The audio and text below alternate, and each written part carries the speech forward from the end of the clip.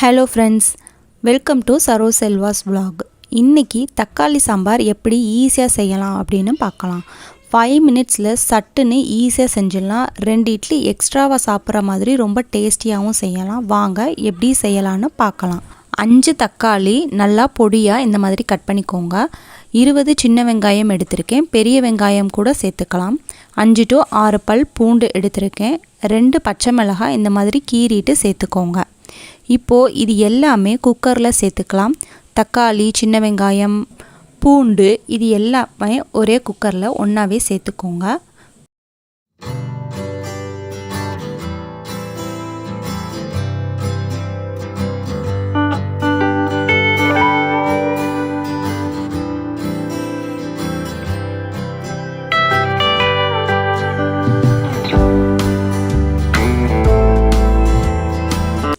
சாம்பாருக்கு தேவையான அளவு உப்பு சேர்த்துக்கோங்க.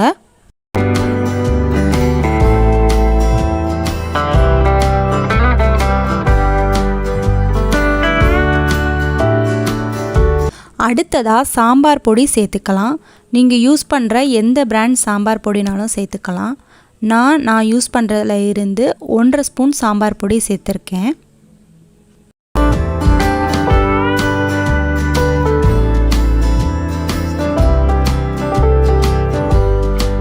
தக்காளி வேகிறதுக்கு கொஞ்சமாக தண்ணி சேர்த்துக்கோங்க.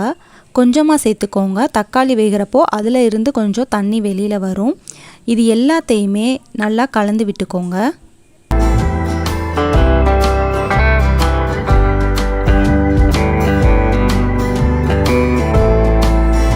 இப்போது கேஸ் ஸ்டவ் ஆன் பண்ணி நல்லா கொதிக்க விடுங்க.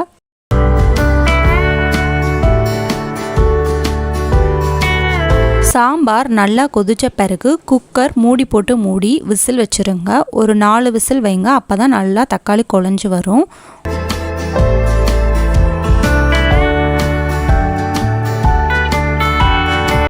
குக்கர் 4 விசில் விட்டு ஸ்டீம் எல்லாம் நல்லா போன பிறகு குக்கரை ஓப்பன் பண்ணி பார்த்தீங்கன்னா இந்த மாதிரி தக்காளி, வெங்காயம் எல்லாமே நல்லா வெந்திருக்கும்.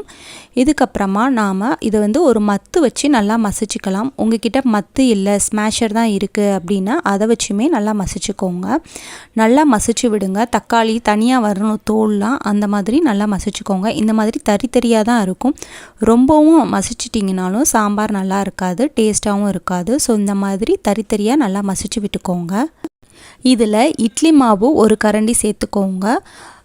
இட்லி மாவு புளிக்காமல் இருக்கணும். புளிச்சிருந்துச்சு அப்படின்னா ரொம்ப புளிப்பாயிரும் சாம்பார். ஏன்னா தக்காளி ஆல்ரெடி புளிக்கும். அதனால் லைட்டாக புளிக்காத மாவாக எடுத்து சேர்த்துக்கோங்க.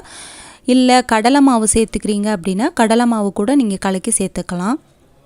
இட்லி மாவு சேர்த்த பிறகு சாம்பார் கொஞ்சம் கெட்டிப்படும். ஏன்னா சாம்பாருமே சூடாக இருக்குது. மாவு சேர்க்கணும். மாவு லைட்டாக கெட்டிப்படுற மாதிரி இருக்கும். உங்களுக்கு சாம்பார் எந்த அளவு தண்ணியாக வேணுமோ அந்த அளவுக்கு தண்ணி சேர்த்துக்கோங்க. முக்கியமாக இந்த சாம்பார் தண்ணியாக இருந்தால் தான் கொஞ்சம் நமக்கு நல்லாயிருக்கும் சாப்பிட்றதுக்கும். அதனால் உங்களுக்கு சாம்பாருக்கு தேவையான அளவு தண்ணி சேர்த்துக்கோங்க.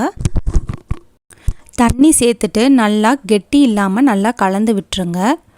அடுத்ததாக சாம்பாருக்கு தாளிக்க போகிறோம். தாளிக்கிறதுக்கு ஒரு சின்ன கடாயில் 1 டேபிள் ஸ்பூன் ஆயில் சேர்த்துட்டு ஆயில் நல்லா ஹீட் ஆன பிறகு 1/4 டீஸ்பூன் கடுகு நல்லா பொரியட்டும். எப்பயுமே கடுகு நல்லா பொரிய விடுங்க, இல்லைன்னா கசப்பாக இருக்கிற மாதிரி இருக்கும். 1/4 டீஸ்பூன் சீரகம் சேர்த்துக்கோங்க. கடுகு சீரகம் ரெண்டுமே பொரிஞ்ச பிறகு வரமிளகா கட் பண்ணி சேர்த்துக்கோங்க. உள்ளே இருக்கிற விதையை எடுத்துருங்க, இல்லைன்னா விதையாக இருக்கும் சாம்பாரில் ஃபுல்லாக. அது மாதிரி விதையை சேர்த்துட்டு நல்லா வதக்கி விடுங்க. கூடவே கொஞ்சமாக ஃப்ரெஷ்ஷான கருவேப்பிலையை சேர்த்து நல்லா பொரிய விட்டுருங்க. இது எல்லாத்தையுமே நம்ம சாம்பாரில் சேர்த்துக்கலாம்.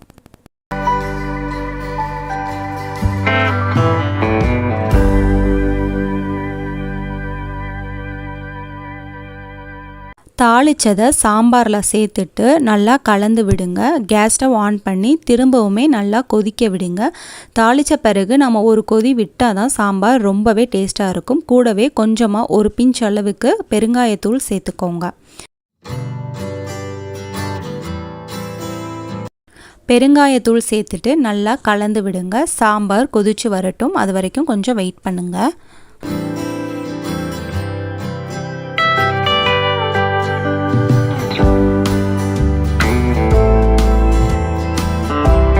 சாம்பார் நல்லா தளன்னு கொதிச்சிட்ருக்கப்ப ஃப்ரெஷ்ஷாக இருக்கிற கொத்தமல்லி இலைகளை இது கூட சேர்த்துக்கலாம்.